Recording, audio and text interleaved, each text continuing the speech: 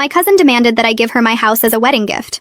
My cousin Rachel announced her engagement to Brian at Thanksgiving dinner, and immediately turned to me saying she knew what my wedding gift would be. I thought she meant the crystal vases I'd been collecting for family weddings, but she said no, I'd be giving them my house. Not helping with a down payment, not lending money, but giving them my actual house that I'd bought 2 years ago after saving for a decade. She said it out loud in front of 30 relatives like it was already decided. I laughed, thinking it was a joke, but Rachel was serious. She said I was single with no kids, so I didn't really need a 3-bedroom house while they were starting a family and deserved a proper home. She actually used the word deserved while sitting in my dining room eating the dinner I'd cooked. My Aunt Helen, Rachel's mom, nodded along, saying it was so generous of me to help the young couple get started. I said I wasn't giving anyone my house, and Rachel's face turned red. She said I was being selfish, keeping a family home all to myself when I could easily go back to renting an apartment like someone my age without children should be doing anyway.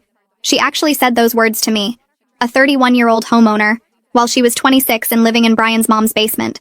The whole family went quiet, but nobody defended me. My Uncle Tom said sharing was important in families. My own mother said I should consider it since I could afford another place eventually. My dad stayed silent, which was him agreeing without having to say it. Rachel spent the rest of dinner telling everyone about the renovations they'd make to my house, how they'd turn my office into a nursery, how they'd repaint everything because my color choices were too dark. She was planning my house like she already owned it.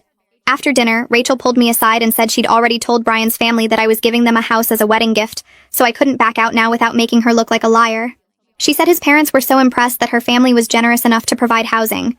She'd apparently been bragging for weeks about her rich cousin who owned property, and was going to set them up for life. She said if I didn't follow through, Brian's family would think she came from trash who made false promises. I said that was her problem for lying, and she actually started crying, saying I was ruining her wedding before it even happened. For weeks after that, Rachel kept acting like the house was already hers. She'd bring Brian over without asking to measure rooms and plan furniture placement. She'd tell people we were doing a title transfer and just working out the paperwork.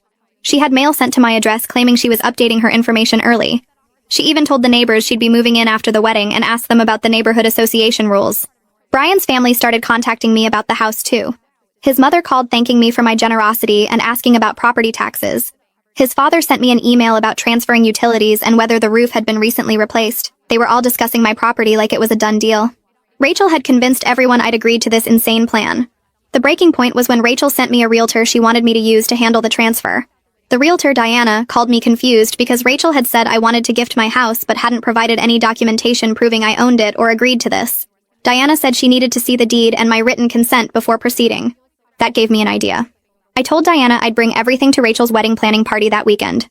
Rachel had invited both families to plan the wedding and discuss the house transfer.